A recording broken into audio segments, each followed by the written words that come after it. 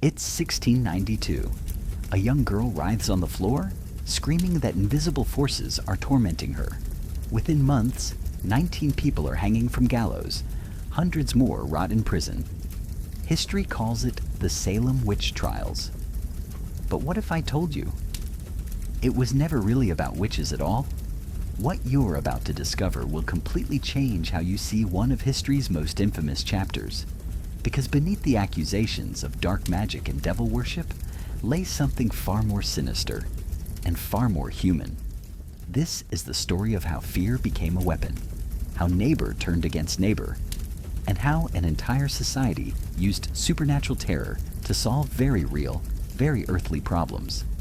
Salem Village, Massachusetts, 1692. Population, about 600 souls. But this isn't the quaint colonial town you might imagine. This is a powder keg waiting to explode. Salem Village is torn apart by a bitter feud that's been raging for decades.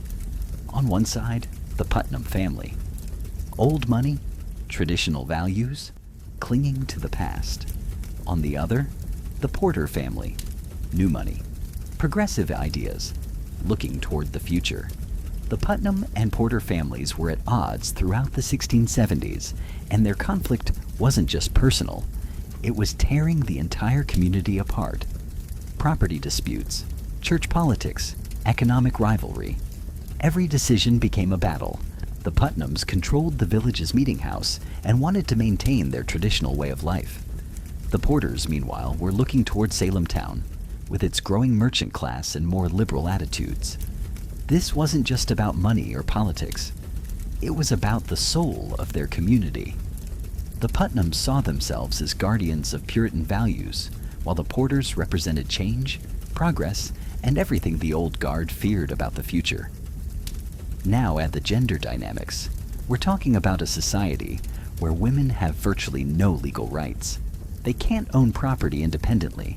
They can't participate in government. They can't even speak in church. Their entire identity is tied to their relationship with men, as daughters, wives, or widows. But here's where it gets interesting. In this rigid patriarchal society, there were cracks in the system. Some women managed to accumulate wealth through inheritance or business. Others gained influence as healers, midwives, or simply through force of personality. These women threatened the established order. But here's the shocking truth that history books often gloss over. 75% to 85% of those accused were women. This wasn't random. This was systematic. Who were these women? Let me paint you a detailed picture. Bridget Bishop, a tavern owner who wore flashy red clothing and had been married 3 times. In a society where women were expected to be modest and submissive, Bridget was loud, independent, and unapologetic. She ran a business, spoke her mind, and didn't conform to Puritan ideals of femininity.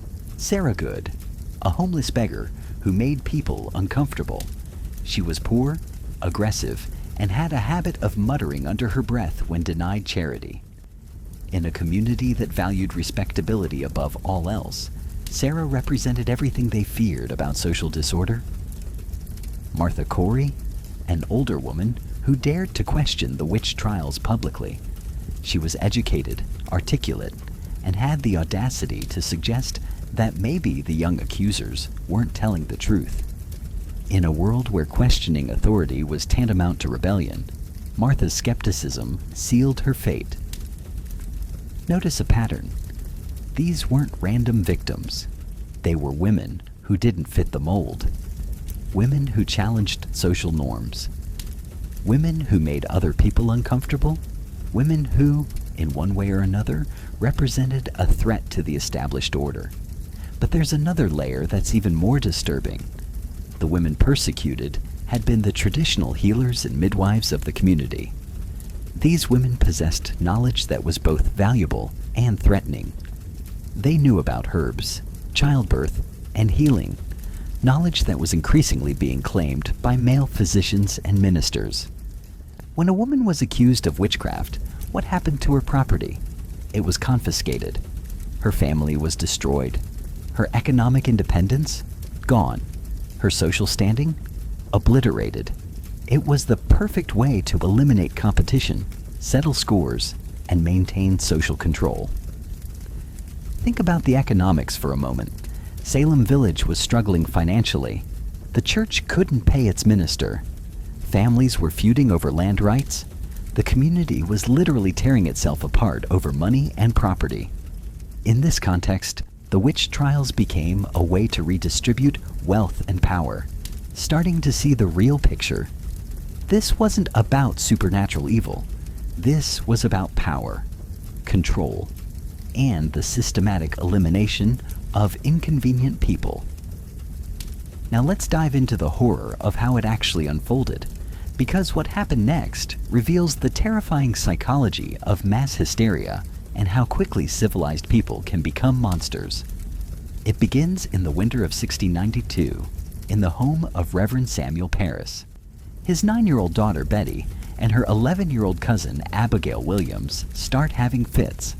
They scream. They contort their bodies into impossible positions. They claim invisible hands are pinching them, that specters are tormenting them in ways too horrible to describe. The local doctor, William Griggs, examines them and delivers a chilling diagnosis. The evil hand is upon them. In other words, witchcraft. But here's what's really happening. These girls aren't possessed. They're the product of a perfect storm of psychological pressure, social tension, and adolescent rebellion in a society that gives them no other outlet for expression. Think about their lives. Betty Parris is the daughter of a stern Puritan minister who preaches fire and brimstone every Sunday. Abigail Williams is an orphan living in a household where every moment is scrutinized for signs of sin. They're children in a world that demands adult behavior, girls in a society that silences women, individuals in a community that prizes conformity above all else. These fits, these performances, suddenly give them something they've never had before: power. Adults hang on their every word. Their accusations can destroy lives. For the first time in their young lives, they matter. The accusations start small and strategic. Tituba, a slave woman from Barbados who works in the Paris household. She's foreign, she's powerless, and she's been telling the girls stories from her homeland. Stories that good Puritans would consider dangerous superstition. Sarah Good, the homeless beggar who goes door to door asking for charity and muttering curses when refused. She's already on the margins of society, already viewed with suspicion and fear. Sarah Osborne, a woman who hadn't attended church regularly and had scandalized the community by living with a man before marrying him. She's sick, she's isolated, and she's already marked as morally suspect. Notice who they targeted first. The most vulnerable, the most defenseless, the ones society already viewed as other. It's a calculated strategy, whether conscious or not. Start with the easy targets, the people no one will defend. But then something terrifying happens. The accusations become a weapon, and everyone realizes how powerful that weapon can be. Got a property dispute with your neighbor? Accuse them of witchcraft. Want revenge on someone who wronged you? Witchcraft. Need to eliminate a business rival? Witchcraft. Jealous of someone's success? Witchcraft. The supernatural becomes a cover for very human motivations. Let me tell you about Rebecca Nurse, because her story shows how quickly things spiraled out of control. Rebecca was 71 years old, a respected member of the community, a devoted wife, and mother of 8 children. She was known for her piety, her kindness, and her wisdom. When she was accused, even her neighbors were shocked. But Rebecca made one crucial mistake. She questioned whether the girls' accusations were real. She dared to suggest that maybe, just maybe, this was all getting out of hand. She had the audacity to apply common sense to a situation that had moved far beyond reason. For that crime of thinking independently, she was hanged. But here's what's truly chilling: how quickly rational people became monsters. The same neighbors who had known Rebecca for decades suddenly turned against her. They testified that she had cursed their livestock, that her specter had visited them in the night, that she had signed the devil's book. In these trials, accusation became proof. The rules of evidence were turned upside down. If you denied being a witch, you were lying. After all, wouldn't a witch deny it? If you confessed, you confirmed their suspicions and might be spared. If you remained silent, your silence was evidence of guilt. They developed what they called spectral evidence, the idea that victims could see the ghostly forms of witches tormenting them, even when the accused person was nowhere near. Think about how convenient that was. You could accuse anyone of anything, and there was literally no way to disprove it. The rules of logic, evidence, and justice? Thrown out the window, because when fear takes over, reason dies. By summer 1692, the accusations are flying everywhere. Over 200 people accused. Men, women, children, rich, poor, powerful, powerless. The jail is overflowing. Families are destroyed. The entire social fabric of the community is unraveling. Even a 4-year-old girl, Dorothy Good, daughter of the accused Sarah Good, is imprisoned for months. Think about that. A 4-year-old chained in a dark, filthy jail cell because adults convinced themselves that she had supernatural powers. The psychological torture was systematic. Prisoners were kept in chains, in darkness, in their own filth. They were interrogated for hours, pressured to confess, threatened with death if they didn't reveal their accomplices. Some prisoners died in jail from the horrific conditions. But the most shocking part, the people driving these accusations weren't ignorant peasants. They were educated, wealthy, respected members of society, people who should have known better. The judges included Harvard graduates. The accusers included successful merchants and landowners, which brings us to the most important question. If this could happen to them, people with education, wealth, and social standing, what does that say about us? But every nightmare has a moment when someone finally wakes up. For Salem, that moment came from multiple sources, and it revealed just how fragile the entire system of accusations really was. The first crack came from an unexpected source: the accused themselves. Some of the women who had confessed to witchcraft began to recant their confessions. They admitted they had lied, that they had been coerced, that they had said whatever they thought would save their lives. Mary Warren, one of the original accusers, broke down under pressure and admitted that she and the other girls had made it all up. The fits, the visions, the supernatural torture. All of it was performance, lies designed to get attention and avoid punishment for their own misbehavior. But when Mary tried to tell the truth, something horrifying happened. The other accusers turned on her. Suddenly, Mary Warren wasn't an accuser anymore. She was accused. The machine had turned on one of its own operators. October 1692. Reverend Increase Mather, one of the most respected religious leaders in Massachusetts and father of the famous Cotton Mather, publishes a pamphlet with a simple but revolutionary message. It were better that 10 suspected witches should escape than that one innocent person should be condemned. Think about how radical that was. In a society consumed by fear, where the mere accusation of witchcraft was tantamount to guilt, he's asking for evidence, for caution, for the presumption of innocence.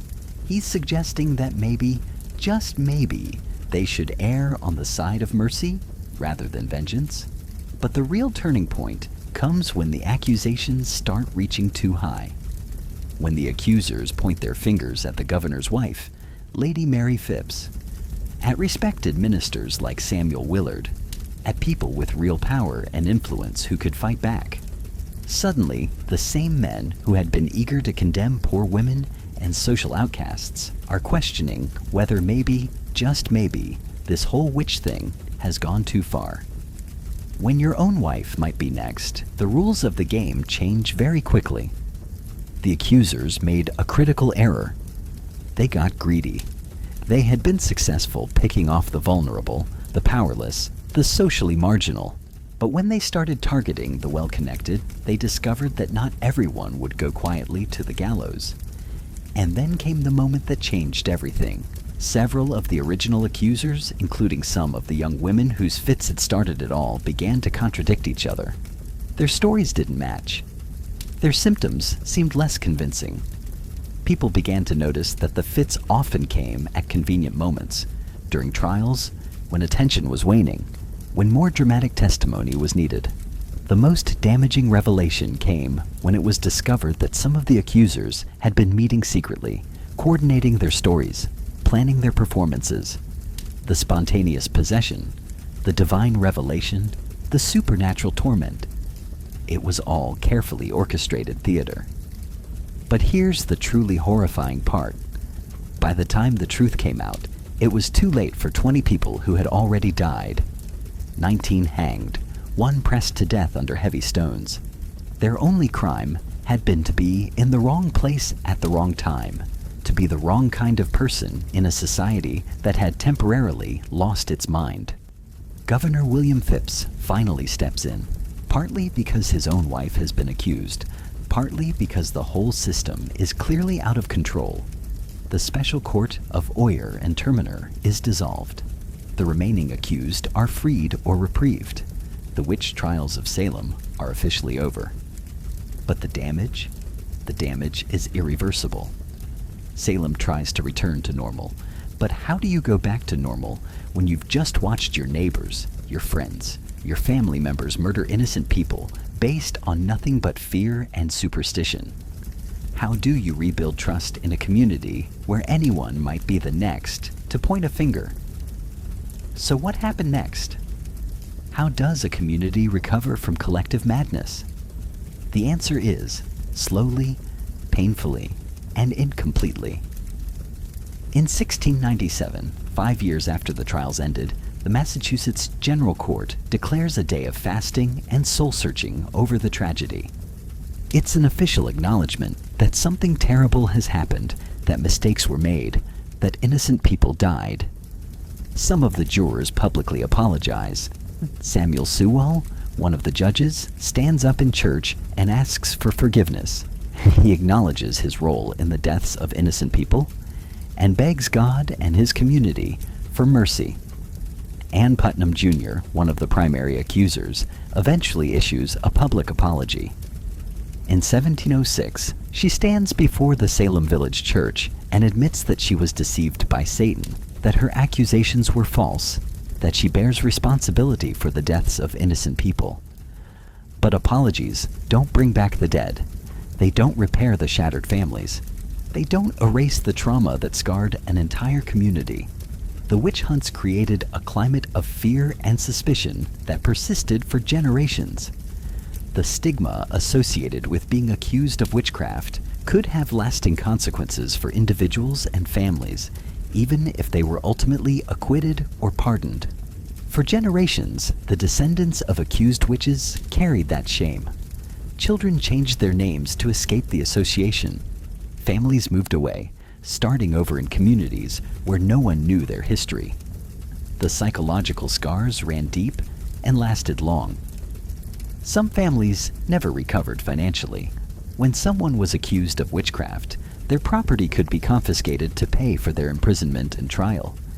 Even if they were eventually cleared, they might never get their property back. Entire family fortunes were destroyed. The social fabric of Salem Village was permanently damaged. Trust, once broken, is not easily repaired.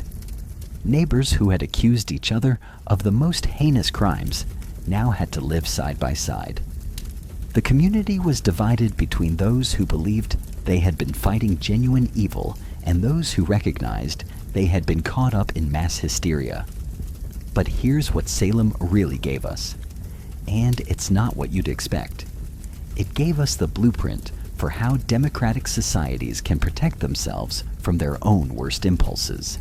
The witch trials became a cautionary tale that influenced the development of American legal principles: the presumption of innocence, the right to confront your accusers, protection against self-incrimination, the requirement for concrete evidence rather than spectral testimony. These aren't just legal technicalities. They're barriers against the kind of madness that consumed Salem. Every time you hear innocent until proven guilty, you're hearing the echo of Salem's lesson. Every time someone demands evidence instead of accepting accusations, you're seeing Salem's legacy in action.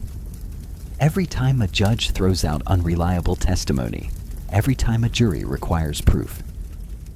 Beyond reasonable doubt, Salem's victims are having their final say. The trials also contributed to the eventual separation of church and state in American governance.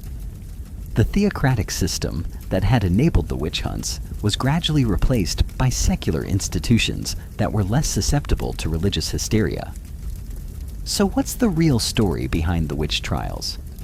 It's not about supernatural evil or religious fanaticism. It's about us. It's about what happens when fear overwhelms reason, when social pressure silences dissent, when we stop seeing each other as human beings and start seeing enemies. The witch trials weren't a historical anomaly. They were a perfect example of how quickly civilization can collapse when we let fear make our decisions for us. They show us what happens when we abandon evidence-based thinking in favor of emotional reactions. They demonstrate how easily we can be manipulated by those who benefit from our fear. Think about it. Salem had everything we think protects us from such madness. Education. Many of the key figures were Harvard graduates. Religion. They were deeply devout people who believed they were doing God's work. Law and order. They had courts, judges, legal procedures. Respected institutions. The church, the government, the social hierarchy were all intact. But when the pressure built up enough, when the right combination of fear and opportunity aligned, all of that crumbled. The educated became ignorant. The religious became cruel. The law became a weapon. The institutions became tools of oppression. Here's the uncomfortable truth. We're not immune. We never have been. The same psychological mechanisms that drove Salem exist in every human society. The same social pressures, the same capacity for fear to override reason, the same tendency to scapegoat the vulnerable when times get tough. The witch trials teach us that civilization is fragile, that the veneer of rationality and justice can be stripped away remarkably quickly when we're afraid. That good people can do terrible things when they're caught up in mass hysteria. That the distance between order and chaos is shorter than we'd like to believe. But they also teach us something hopeful. That truth eventually emerges. That conscience eventually reasserts itself. That even in the darkest moments, there are always some people willing to stand up and say, this is wrong. The witch trials ended not because the witches were all caught, but because enough people finally found the courage to say the emperor had no clothes. The question isn't whether we're better than the people of Salem. The question is, what are we doing to make sure we don't repeat their mistakes? Are we teaching critical thinking? Are we protecting the vulnerable? Are we maintaining institutions that can resist the pressure of mass hysteria? Are we staying vigilant against our own capacity for fear and hatred? Because here's what Salem really teaches us. The price of freedom isn't just eternal vigilance against external enemies. It's eternal vigilance against our own capacity for fear, hatred, and collective madness. The witches of Salem weren't real, but the evil that killed them? That was all too human. And it's still with us today, waiting for the right combination of fear, opportunity, and moral weakness to emerge again. So the next time you see accusations flying without evidence, remember Salem. The next time fear tries to silence reason, remember Rebecca Nurse. The next time someone tells you that certain people are less human than others, remember the 20 people who died because their neighbors forgot that simple truth. The real story behind the witch trials isn't about the past. It's about the future. And it's up to us to make sure that future learns from Salem's mistakes. Because the most powerful magic isn't casting spells or summoning demons. It's remembering our humanity when everything around us tells us to forget it. It's choosing evidence over emotion, compassion over cruelty, truth over comfortable lies. That's the real lesson of Salem. Not that witches don't exist, but that the capacity for evil lives within all of us, and only constant vigilance can keep it in check.